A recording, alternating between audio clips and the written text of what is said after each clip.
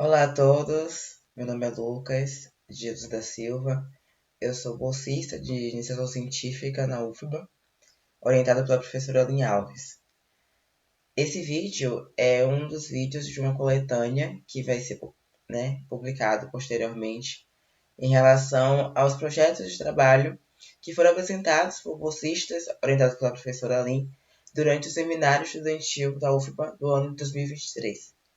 E o projeto que eu apresentei tem como título Plataformização do Ensino, uma revisão sistematizada de literatura sobre os ambientes utilizados pela UFBA, UNEB, IF Baiano e IFPB. Além de bolsista de iniciação científica, também faço parte da rede de pesquisa Comunidades Virtuais. A rede de pesquisa está cadastrada no diretório do CNPq desde 2002 e está situada como um grupo de pesquisa em algumas instituições, como a UNEB, a UFAL, a UFBA, mais especificamente no IAC, e no IF Baiano. O objetivo desse trabalho, desse projeto, foi identificar as plataformas digitais utilizadas pelas instituições vinculadas ao projeto, que foi a UNEB, o IF Baiano, o IF Paraíba e a UFBA, na revisão sistematizada de literatura, e também identificar as formas de uso e apropriações dessas plataformas de ensino encontradas na revisão sistematizada. Aqui está um sumário da minha apresentação hoje. Nós vamos passar pelos métodos, resultados e conclusão encontrados nesse projeto de trabalho. Iniciando com os métodos, para a elaboração desse trabalho, nós utilizamos uma revisão sistematizada de literatura. E para isso, nós abordamos o conceito de revisão sistematizada defendido pela autora Elizabeth Munsler, em 2012. E para Elizabeth, a revisão sistematizada de literatura ela deve passar por algumas etapas. Ela definiu em 3. A primeira etapa é a de planejamento, a segunda é de execução e a terceira é de sumarização. A primeira etapa, que é planejamento, é quando o pesquisador ele deve produzir um protocolo para a revisão sistematizada. Então, é nessa etapa que o pesquisador ele vai definir seus critérios de inclusão e exclusão, os descritores utilizados para a pesquisa, no caso as palavras-chave, onde ele vai realizar aquela pesquisa, ou seja, o banco de dados. Já na execução, que é a segunda etapa, é quando o pesquisador ele faz a leitura e análise parcial dos textos. Aqui ele vai ler o título e o resumo para identificar se aquele texto que ele achou na sua pesquisa realmente está de acordo com o objetivo da sua pesquisa. Já na terceira etapa, que é a sumarização, é quando há a leitura integral dos textos que foram sendo aprovados nas duas etapas anteriores. Aqui o pesquisador ele faz uma leitura para identificar se aquele texto ele realmente está respondendo ao seu objeto de pesquisa.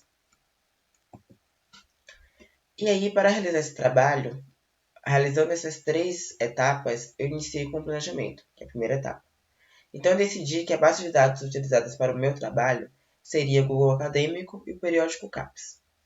Os descritores para realizar a pesquisa nesses diretórios foram esses 5. Ensino superior, estratégias de ensino, GAFAM ou GAMAN.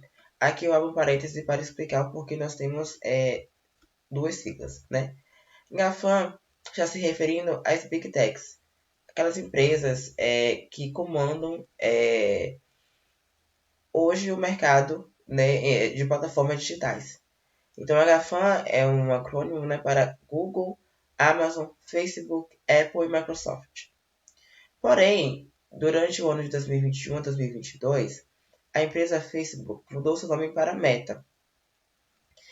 Então, como na etapa de planejamento, eu vou mostrar para vocês. Eu criei um período para a realização dessa pesquisa de 5 anos. Poderia ser que durante esses 2021 a 2022 houvessem pesquisas, artigos, documentos que estivessem retratando o Facebook como meta. Então, para alcançar também esses documentos, a gente decidiu utilizar a sigla M para meta, para conseguir identificar esses artigos e incluir eles na nossa pesquisa. Nós temos, em seguida, recursos digitais na educação e plataformas digitais. E aí, como critério de inclusão, eu entendi que eu precisaria aceitar artigos que estavam relacionados ao meu tema, artigos escritos em português e em inglês, Ou seja, aqueles 5 descritores que eu utilizei em português, que eu citei anteriormente, eles foram traduzidos para a língua inglesa para que projetos, artigos, documentos também fossem encontrados a partir deles.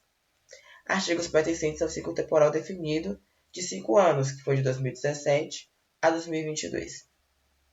Como critério de exclusão, definimos que seriam artigos que não estariam relacionados ao tema, artigos que estivessem em outros idiomas além do português e inglês, ou seja, espanhol, francês, italiano, não seriam aceitos, e documentos de estudos secundários, ou seja, uma revisão sistematizada, revisões bibliográficas, pré-prints, análise de congressos, teses e dissertações. Passando para a segunda etapa, que seria a de execução, que é aquela leitura parcial, aqui a gente analisou o título do documento, a análise do resumo, reconhecimento mesmo para saber se aquele documento, em sua primeira página, conseguia realmente atender ao objeto de pesquisa. E aí, para guiar essa leitura parcial dos meus textos, foram elaboradas 3 questões norteadoras. A primeira seria: como as plataformas digitais foram utilizadas pelos docentes durante o ensino remoto? A segunda: quais dificuldades foram enfrentadas pelos docentes no processo de apropriação desse PDE? PDE seria aqui Plataforma Digital de Ensino. A instituição proporcionou espaços formativos a fim de amenizar algumas dessas dificuldades? E a terceira e última: quais foram as estratégias de ensino e aprendizagem desenvolvidas pelos docentes com a mediação das ferramentas das plataformas digitais? Então, essas perguntas, elas realmente foram criadas para auxiliar a leitura desses documentos para entender quais deles realmente atendiam ao meu objeto de estudo, que é identificar quais são as plataformas e identificar a forma de uso e apropriação pelos docentes. E aí, para me auxiliar enquanto leitor e me organizar enquanto leitor, foi criado essa tabela, onde eu tenho algumas colunas com algumas características do documento, como o identificador, aqui eu posso ter o DOI dele, o título do artigo, o autor, o ano de publicação, para eu identificar se ele está naquele ciclo temporal de 5 anos que eu tinha selecionado previamente, o banco de dados em que eu obtive aquele documento, o descritor utilizado e o critério se ele foi aprovado ou não. O exemplo aqui que mostro para vocês nessa tabela tem como título Stein Embracing Remote Learning, publicado em 2020, então está naquele período de 5 anos. Eu peguei esse documento no periódico da CAPES. O descritor utilizado foi o Remote Learning e o critério foi o critério de exclusão, o C.E1. Ou seja, ele não está de acordo com o meu tema. E assim eu conseguia realmente organizar melhor minha leitura para saber quais artigos estavam sendo aprovados. E aqui nesse gráfico eu mostro para vocês a quantidade de artigos que foram passando por essas etapas até o final. Por exemplo, na primeira etapa de folha de planejamento, quando eu fiz a pesquisa total dos artigos e documentos, apareceram 480 materiais. Quando eu passei para a segunda etapa, que é a de execução, continha somente 255. Na última etapa, que foi a de sumarização, somente 69 materiais. E aqueles 69, somente 14 foram aprovados, ou seja, 14 realmente atendiam o meu objeto de estudo. E enquanto eu realizava a etapa de sumarização, que era a etapa de leitura integral do meu texto, eu realizei uma segunda tabela. Nessa segunda tabela, eu já tinha aqui uma referência daquele texto, tá? Já para eu utilizar ele no meu produto final, seria um artigo. E se eles respondiam as perguntas norteadoras, né, feitas no início. Então, aqui identificadas como Q1, Q2 e Q3. Esse artigo escrito por Amaral, por exemplo, ele respondeu as 3 perguntas. Então, com certeza, ele atende ao meu objeto de pesquisa. Já em resultados, em relação àquela primeira pergunta norteadora, eu tenho aqui: como as plataformas digitais foram utilizadas pelos docentes durante o ensino remoto?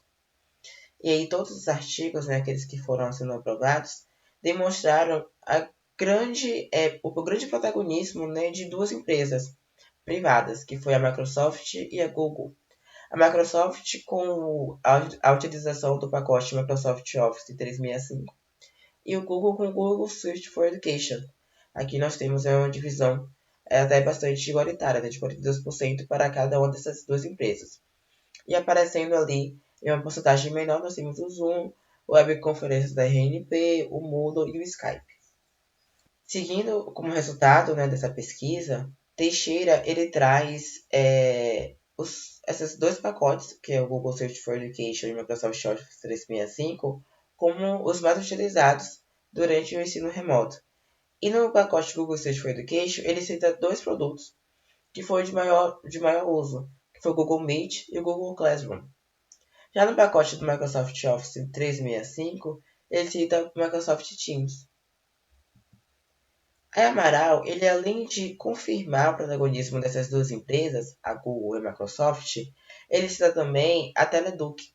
A Teleduc é uma plataforma de ensino à distância que a Unicamp ela já tinha. Essa plataforma é utilizada pela universidade desde 1900. E aí, durante o ensino remoto, a Unicamp ela simplesmente modulou essa plataforma para atender às especificidades, né, do ensino remoto. Inclusive, essa foi uma das justificativas da universidade para sua rápida resposta em relação ao ensino remoto emergencial daquele período. Já em relação à segunda pergunta, que se refere às dificuldades enfrentadas pelos docentes no processo de apropriação dessas plataformas e se as instituições proporcionaram espaços formativos, eu cito aqui Cruz, que diz que grande parte dos problemas estava relacionado à velocidade do processamento do equipamento. Então, ele não teve dificuldade, ele disse aqui que não houve dificuldades dos docentes, né, entrevistados, relacionados à apropriação das plataformas, mas sim a problemas externos, né, equipamento. Já Fernandes relata as dificuldades dos docentes do curso de enfermagem das IES em interagir com os recursos digitais fornecidos. Isso porque ele cita aqui que o curso de enfermagem há uma grande necessidade de contato físico entre aluno e professor. E essas interatividades físicas acabavam sendo limitadas pelo ensino remoto. Já Almeida, ele cita a necessidade dos docentes em serem autodidatas durante a R. Ou seja, aqui Almeida ele denuncia a falta de espaços formativos fornecidos pelas instituições e ressalta, né, que os professores precisaram aprender sozinhos a como manusear aquelas plataformas digitais. Já Santos, ele cita a atuação da Universidade Federal de Sergipe, a UFS, a fornecer treinamento com uma equipe especializada por meio de oficinas e cursos para docentes. Já em relação à terceira pergunta, quais estratégias de ensino e aprendizagem desenvolvidas pelos docentes com mediação das plataformas, nós separamos em 4 práticas, que seria a primeira a prática interativa, a segunda a prática de autoria e protagonismo dos estudantes, a terceira como práticas gamificadas e a quarta como práticas convencionais, sendo essas práticas metodologias utilizadas pelos professores no ensino remoto emergencial para interagir com seus alunos. As práticas interativas, Gomes, ele cita aqui o fato dos professores utilizarem plataformas básicas, como por exemplo o Google Meet para dar aula, e outras ferramentas externas, como por exemplo a nuvem de palavras. Gomes cita que essa utilização de outras plataformas durante a aula fazia com que os alunos prestassem mais atenção ao conteúdo da sala de aula e participassem durante ali o período de aula. Práticas de autoria e protagonismo dos estudantes, Magalhães cita aqui o fato de que, em uma universidade específica, monitores de uma disciplina, junto com os alunos, produziram um canal de podcast. Nesse podcast, os estudantes eles produziam seus próprios conteúdos. Os estudantes participavam ativamente das aulas e estavam produzindo o conteúdo que era tido em sala de aula. Já a terceira prática, que é as práticas gamificadas, Silva cita aqui o uso de ferramentas lúdicas, plataformas lúdicas, que estavam bem próximas ali ao conceito de jogo, como por exemplo o Kahoot. O Kahoot foi uma das plataformas, das ferramentas utilizadas por muitos professores para manter essa interação e ter um feedback, né, ali imediativo se os alunos eles estavam conseguindo acompanhar ou não a disciplina. Já a última prática, que seriam as práticas convencionais, Rodrigues cita aqui o fato de alguns professores ter somente, né, pego as práticas realizadas em sala de aula durante o ensino presencial e leva elas até o ensino remoto. Ou seja, aqui ele cita, por exemplo, o uso do Ava Moodle como um repositório de documentos. Quando os professores já utilizavam esse espaço ou enviavam esses documentos por e-mail, ou se não pediam para os estudantes imprimir. Agora, a partir desse momento do ensino remoto emergencial, eles colocaram esses documentos em uma plataforma. Então, eles levaram uma prática já utilizada durante o ensino presencial para o ensino remoto. Enquanto conclusão, nós percebemos que houve sim uma predominância de plataformas proprietárias, né, a GAFAM ou GAMAN, e o uso de cursos formativos oferecidos pelas próprias empresas. Então, aqui nós tivemos a Google, a Microsoft oferecendo cursos para essas instituições de ensino, para os seus professores, diminuindo assim, né, a independência dessas instituições. Segundo, a utilização de estratégias que auxiliassem as necessidades docentes e discentes durante o ensino remoto, sendo uma delas, né, a criação de novas estratégias de ensino e aprendizagem. Em terceiro, a não propensão tecnológica, e sim métodos de ensino improvisados que utilizaram a tecnologia durante o ensino remoto emergencial. Né? Muitos professores eles não se apropriaram das plataformas, somente migraram os conteúdos que estavam, né, já sendo feitos, as práticas já sendo feitas no ensino presencial para o ensino remoto, com as plataformas. Enquanto produto final desse projeto, nós tivemos um artigo que está passando pelo processo de avaliação na revista Entre Ideias, da FACED, da UFBA. E o segundo produto foi o livro Inteligência Artificial e Educação, refletindo sobre os desafios contemporâneos, em parceria com a EDUFBA, que foi lançado no dia 6 de dezembro desse ano. Então, eu quero aqui estender meus agradecimentos, né, especial à UFBA, ao CNPq por esse espaço, e à Rede de Pesquisa Comunidades Virtuais, justamente com a professora Lin, por ter, né, me ajudado aí durante esse processo de pesquisa. Espero que vocês tenham gostado do vídeo.